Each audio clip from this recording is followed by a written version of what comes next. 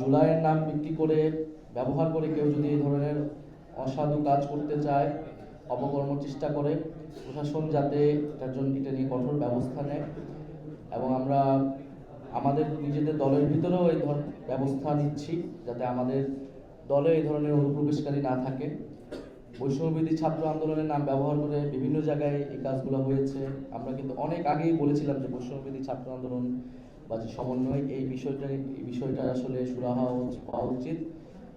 এবং সরকার যদি আইন শৃঙ্খলা বাহিনী এটা ব্যবস্থা নেয়, সরকার ঘোষণা দিতে না পারে, তাহলে আমরা উদ্যোগ নিব, বা আমরা যারা গণঅভ্যুত্থানের বিভিন্ন শক্তি ছিল, কিন্তু আমরা চেয়েছি যাতে সরকার এটা সরকারিভাবে এটি দেয়। সরকার তো এখন এই উদ্যোগ নিয়েছে, এই জন্য আমরা স্বাগত জানাচ্ছি।